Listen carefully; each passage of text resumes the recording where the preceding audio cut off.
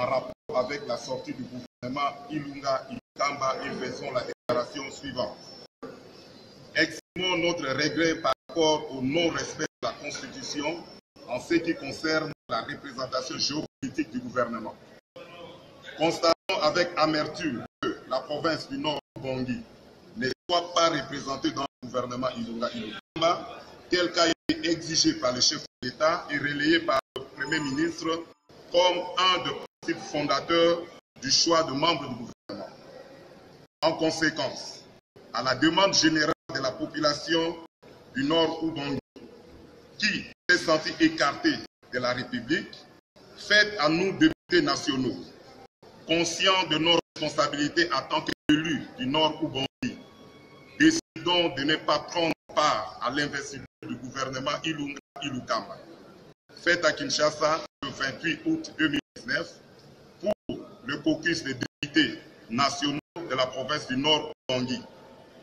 Honorable Arthur Sédéa Ngazabusu, honorable Antoine Zangi Gelengbi, honorable Kotongo, honorable Justin Dede Doro Kewalo, honorable Lili Matikini, honorable José Ba.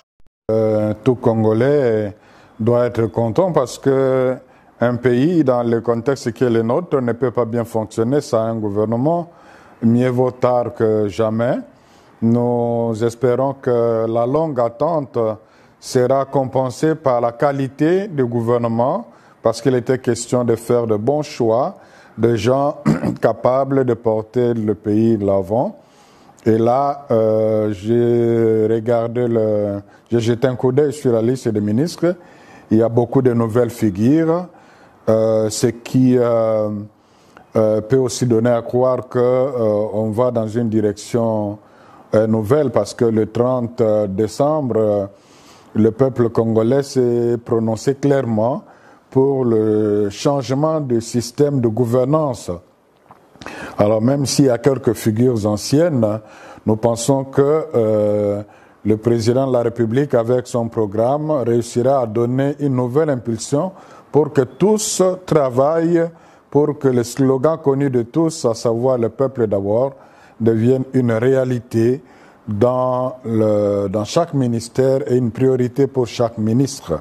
Nous avons quand même déploré, on le savait déjà, le nombre élevé des ministères. Je me souviens pendant le dialogue de la Saint-Sylvestre, quand il était question dans les arrangements particuliers de faire le projet, la nomenclature plutôt, de gouvernement de transition. Une première proposition était de 46 ministres. Mais là, les politiciens avaient difficile à se partager le pouvoir comme si c'était un gâteau. Et ils sont revenus cette fois-là d'accord. L'ancienne majorité et l'ancienne opposition, qui était le rassemblement, pour une proposition de 65 ministères comme aujourd'hui. Les évêques ont dit, nous respectons votre liberté, nous ne vous imposons pas un dialogue, mais comme pasteur, moralement, nous ne sommes pas prêts à vous accompagner dans cette direction. Nous, on va dénoncer ça parce que le pays est en difficulté et un nombre élevé comme ça. Et voilà, aujourd'hui, on retrouve ça. Cela ne veut